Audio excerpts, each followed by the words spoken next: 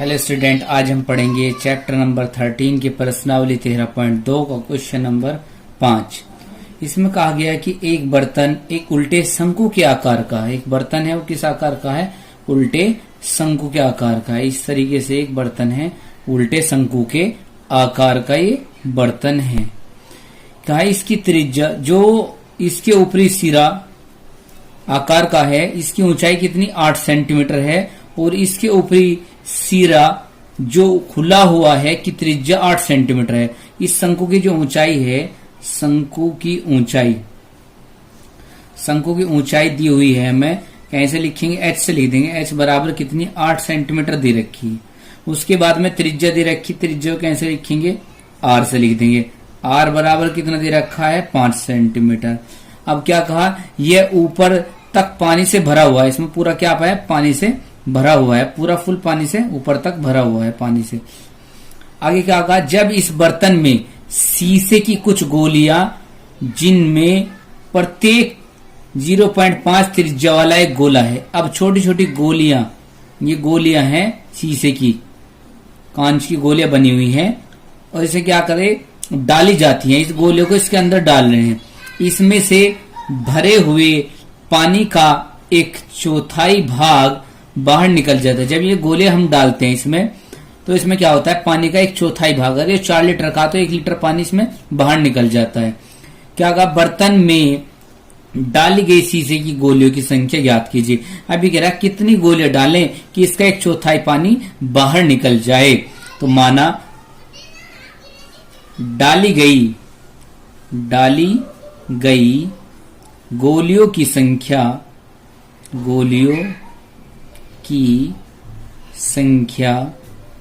कितनी है? मान लेते हैं संख्या कितनी? n है।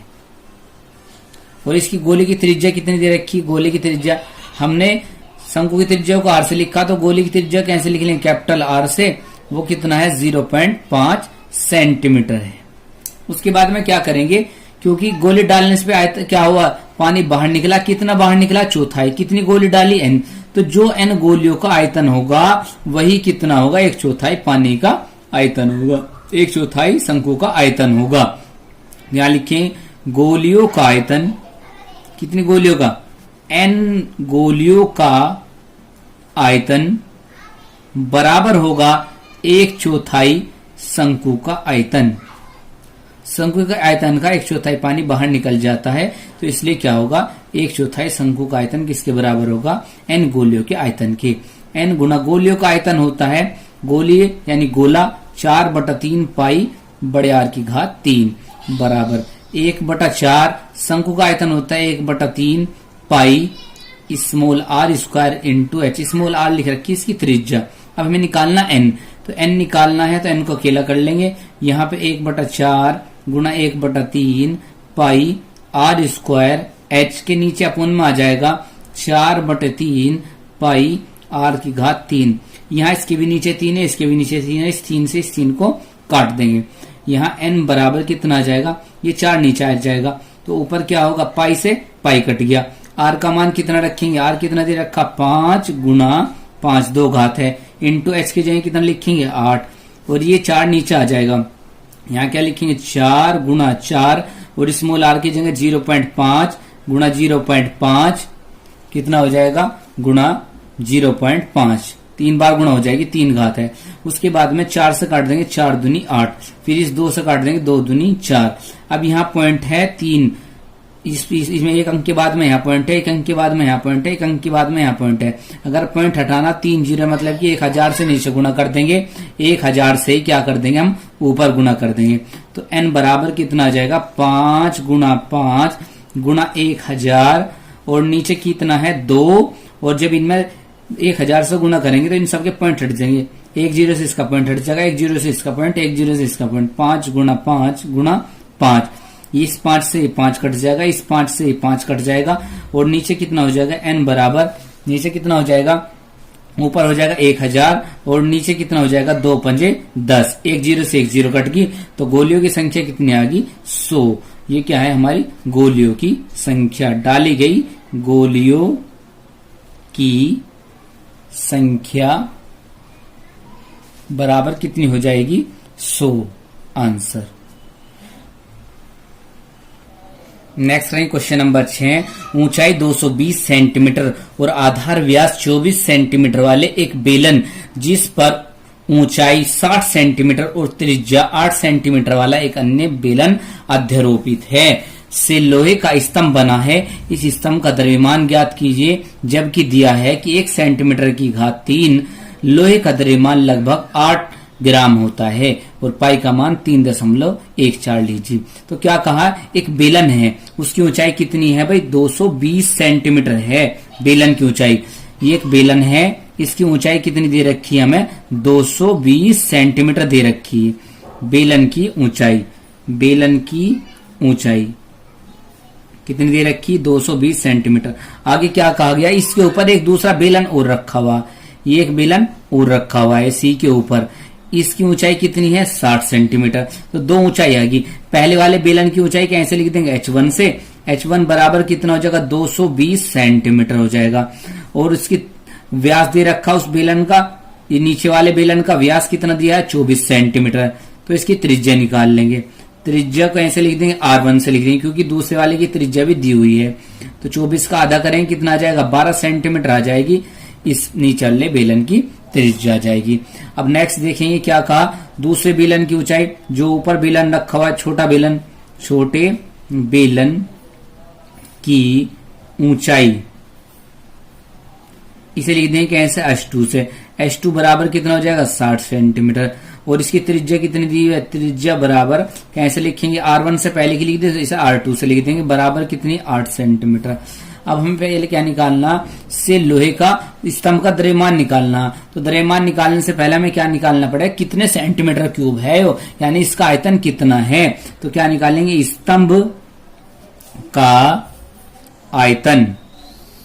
स्तंभ का आयतन कैसे निकालेंगे, बड़े बेलन का आयतन, बड़े बेलन का आयतन प्लस छोटे बेलन का आयतन, छोटे बेलन का आयतन, दोनों के आयतन क्या कर लेंगे, जोड़ लेंगे। बड़े बेलन का आयतन हो जाएगा पाई r1 स्क्वायर h1 हो जाएगा। छोटे वाले का कितना हो जाएगा, पाई r2 स्क्वायर h2 हो जाएगा। उसके बाद क्या करेंगे, पाई दोनों में मैच कर रहा, पाई लिख लेंगे हम बाहर।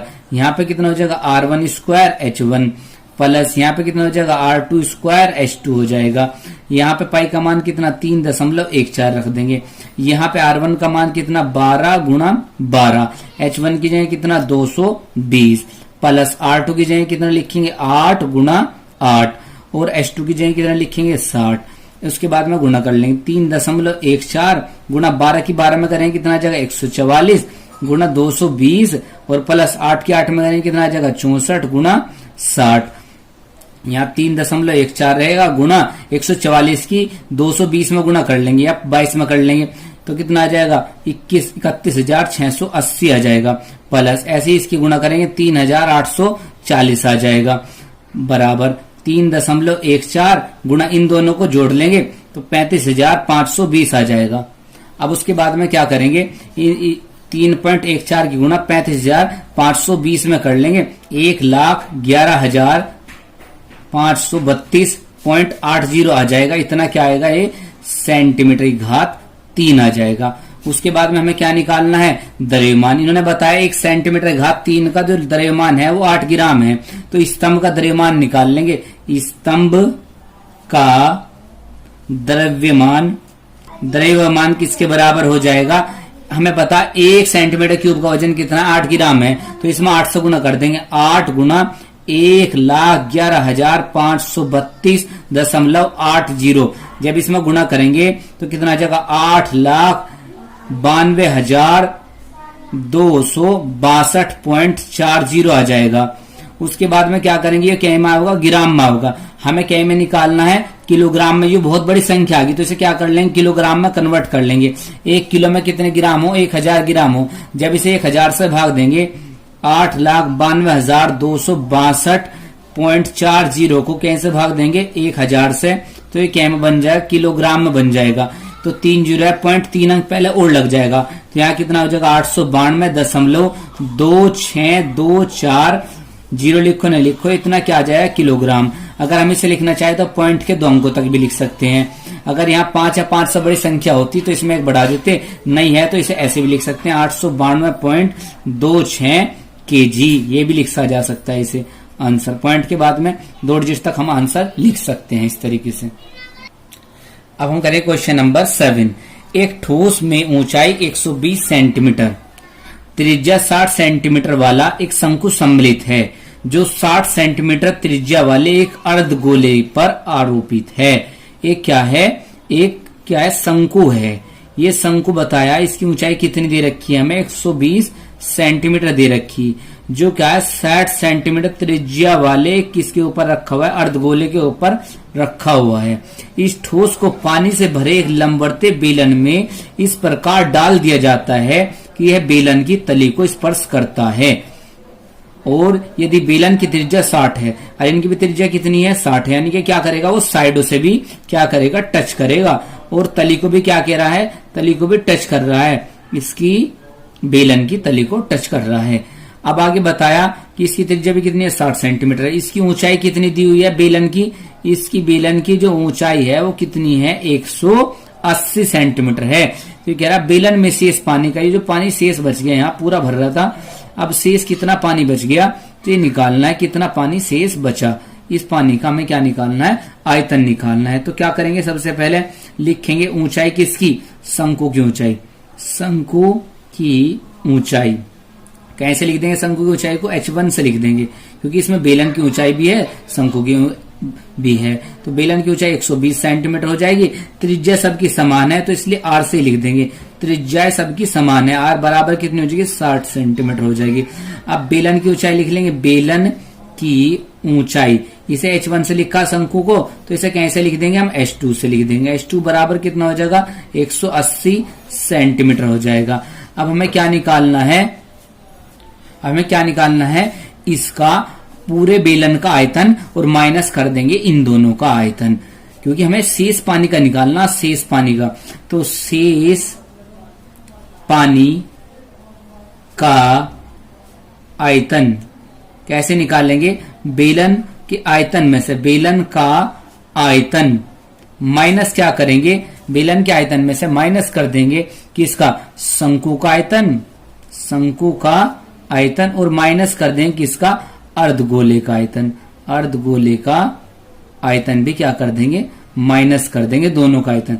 बेलन का आयतन होता है पाई r स्क्वायर, h2 इसकी ऊंचाई है, माइनस शंकु का आयतन होता है 1/3 पाई r स्क्वायर, इसकी ऊंचाई कितनी h1 है, जबकि अर्धगोले का होता है 2/3 पाई r⁻3। अब जो चीज मैच कर रही है वो कॉमन ले लेंगे, पाई r स्क्वायर मैच कर रहा है, पाई r स्क्वायर बाहर ले लिया, यहाँ कितना बच जाएगा h2, माइनस यहाँ कितना बचेगा 1/3 h1, माइनस यहाँ 2/3, यहाँ कितना बच जाएगा, r की 1 घात बच जाएगी। पाई का मान रख देंगे 22/7, r की जगह 60 गुणा 60 लिख देंगे। यहाँ पे h1 का मान कितना, h2 का मान कितना 180 है, माइनस 1/3, h1 का मान कितना 120 है, माइनस 2/3, r का मान कितना है 60 है। अब क्या करेंगे, 22/7 गुणा 60 की 60 में करेंगे 3600 आ जाएगा, 3600। यहाँ कितना 180, माइनस 3 से भाग देंगे कितना आ जाएगा 40, तो 40 हो गए। यहाँ पे यहाँ 3 से भाग देंगे 20, और 20 दूनी कितना हो जाएगा, यहाँ पे भी 40 ही आ जाएगा। उसके बाद में क्या करेंगे, 22 की 3600 में गुणा कर लें, कितना आ जाएगा 79,200 आ जाएगा, और नीचे क्या लिख रहा है 7 गुणा, यहाँ क्या करेंगे 180 और माइनस माइनस के निशान है जुड़ जाएंगे, माइनस के लिखे जाएंगे, 80 हो गए। यहाँ कितना हो जाएगा 79,200 के नीचे क्या है 7, और गुणा यहाँ कितना है 100। जब 100 की इसमें गुणा करेंगे तो कितना आ जाएगा 79,20,000 आ जाएगा। उसके बाद में बटे में क्या लिखा 7, अब इसे 7 से भाग कर देंगे। जब हम इसे 7 से भाग करेंगे तो कितना 11,31,428.57 आ जाएगा। ये कितना आएगा, सेंटीमीटर की घात 3 आएगा। अब अगर इसे मीटर की घात, क्योंकि बहुत बड़ा आंसर है पॉइंट के बाद में, पॉइंट से पहले बहुत बड़ी संख्याएं हैं, तो अगर इसे मीटर की घात 3 में बदलें तो 1 मीटर की घात 3 में कितने 10 लाख सेंटीमीटर की घात 3 होता है। अब इसे 10 लाख सेंटीमीटर की घात 3 से भाग कर देंगे। 11,31,428.57 को जब हम कैसे भाग करेंगे, 10 लाख से भाग करेंगे तो क्या आ जाएगा, 0.6 अंक पहले लग जाएगा। ये क्या बन जाएगा, मीटर की घात 3 बन जाएगा। और पॉइंट कहां लग जाएगा, 6 अंक पहले, यानी कि इस यहां पे लग जाएगा 1.131428557। ये क्या आ जाएगा, मीटर की घात 3। या हम इसे क्या लिख सकते हैं, पॉइंट के 2 अंकों तक, ये ज्यादा ज्यादा 3 अंकों तक लिख सकते हैं। 1.131 मीटर की घात 3। इसे इतना आंसर हम लिख देंगे इसका। स्टूडेंट अब हम पढ़ेंगे क्वेश्चन नंबर 8। कहा गया, एक गोलाकार कांच के बर्तन की एक बेलन के आकार की गर्दन है। एक गोलाकार बर्तन है, उसकी गर्दन कैसी है, बेलन के आकार की। उसकी लंबाई कितनी, 8 सेंटीमीटर है और व्यास कितना है, 2 सेंटीमीटर गर्दन का। जबकि गोलाकार भाग का व्यास कितना है, 8.5 सेंटीमीटर है। इसमें भरे जा सकने वाले पानी की मात्रा माप कर एक बच्चे ने ज्ञात किया कि इस बर्तन का आयतन कितना है, 345 सेंटीमीटर घात 3 है। जांच कीजिए कि उस बच्चे का उत्तर सही है या नहीं। अब ये जांच करना है कि उत्तर सही आया या नहीं आया, यह मानते हुए कि उपरोक्त मापन आंतरिक मापन है। और पाई का मान कितना लेना है, 3.14 लेना है। कैसा है भाई, एक कैसा है, गोलाकार बर्तन है ये रहा इसका, और इसकी गर्दन कैसी है, बेलनाकार है, सुराही टाइप का बर्तन है। और गर्दन की जो हमें लंबाई दे रखी है, गर्दन की लंबाई कैसे लिख देंगे, h से लिख लेंगे, ऊंचाई कह लो या लंबाई कह लो, कितनी है, 8 सेंटीमीटर है। और व्यास कितना है इस गर्दन का, 2 सेंटीमीटर इसका व्यास है। तो इससे क्या निकाल लेंगे हम, त्रिज्या निकाल लेंगे। त्रिज्या कितने की हो जाएगी, r से लिखेंगे 2/2, यानी कितनी हो जाएगी, 1 सेंटीमीटर हो जाएगी इसकी त्रिज्या गर्दन की। लंबाई तो कितनी इसकी 8 है और त्रिज्या कितनी हो जाएगी इसकी, 1 सेंटीमीटर हो जाएगी। अब इन्होंने बताया कि जो गोलाकार भाग है नीचे, यो गोलाकार भाग का व्यास दे रखा। व्यास कितना है भाई, बराबर 8.5 सेंटीमीटर है। तो इससे क्या निकाल लेंगे, त्रिज्या। त्रिज्या कितनी आ जाएगी, कैपिटल R से लिख देंगे इसकी, क्योंकि स्मॉल r से इसकी लिख दी तो इसे बड़े R से लिख लेंगे। 8.5/2, यहाँ कितना आ जाएगा, सेंटीमीटर। उसके बाद में हमें क्या करना, इसका आयतन निकालना। तो 2 आयतन जुड़ेंगे, एक तो कहीं का गोले का और एक कहीं का बेलन का। तो क्या निकालेंगे, बर्तन का आयतन बराबर क्या होगा, बेलनाकार गर्दन का आयतन। बेलनाकार गर्दन का आयतन प्लस ये क्या है, गोलाकार भाग का आयतन। तो बेलनाकार गर्दन का आयतन कितना हो जाएगा, बेलन का आयतन πr² होता है। और जबकि गोलाकार गर्दन का आयतन 4/3 पाई बड़े आर की घात 3, क्योंकि इसकी त्रिज्या अलग है उसकी अलग है, तो अलग अलग लिख दिया हमने भी। क्या कॉमन आ रहा है इन दोनों में, पाई मैच कर रहा है, पाई हम ले लेंगे कहां, बाहर। तो यहाँ कितना बच जाएगा, r² h प्लस 4/3, और यहाँ कितना बच जाएगा, r की घात 3। अब क्या करेंगे, इनके मान रख देंगे भाई। पाई का मान 3.14 है, गुणा यहाँ r का जो मान है वो कितना है, 1 की घात 2 लिखेंगे, या 1 गुणा 1 लिख लो। h की जगह कितना, 8 सेंटीमीटर, प्लस यहाँ 4/3 गुणा यहाँ 8.5/2 गुणा 8.5/2 गुणा 8.5/2 हो जाएगा। उसके बाद में क्या करेंगे, 2 से इसे 4 काट देंगे, 2 आ जाएगा। फिर इस 2 से 2 कट जाएगा।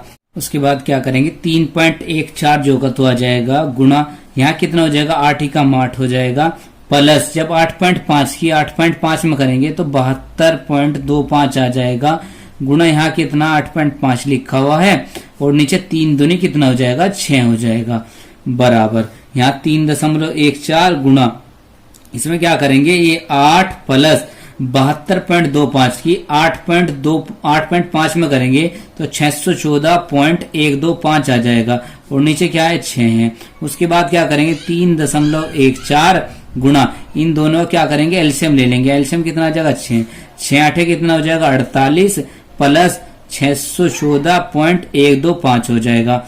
उसके बाद में क्या करेंगे, 48 को 614 में जोड़ देंगे तो कितना आ जाएगा, 662.125, और नीचे क्या बच जाएगा, 6। उसके बाद में 2 से 3 6 काट देंगे 3 आ जाएगा, 2 से काटेंगे 1.57 आ जाएगा। यहाँ पे कितना आ जाएगा 1.57 गुणा 662.125 और नीचे कितना आ जाएगा भाई 3 आ जाएगा। उसके बाद में क्या करेंगे इन दोनों गुणा कर लेंगे, 1.57 गुणा 662.125 में करेंगे तो 1039.53625 आ जाएगा और बटे में कितना 3। उसके बाद में क्या करेंगे इससे 3 से भाग कर देंगे तो 346.51208 आ जाएगा, सेंटीमीटर की घात 3 आ जाएगा। तो इसका मतलब क्या हुआ, हमारा आंसर अलग आया। जो बच्चे ने आंसर निकाला था वो अलग था। बच्चे ने क्या आंसर निकाला था भाई 345 सेंटीमीटर की घात 3 आया था और हमारे क्या आया 346.512 आया है। तो इसका मतलब क्या है कि जो मात्रा मापी थी वो क्या थी, वो गलत थी। तो ये लिखेंगे उत्तर सही नहीं है। बच्चे का उत्तर सही नहीं है। ठीक है स्टूडेंट, वीडियो अच्छी लगी हो तो लाइक करें, चैनल को सब्सक्राइब करें।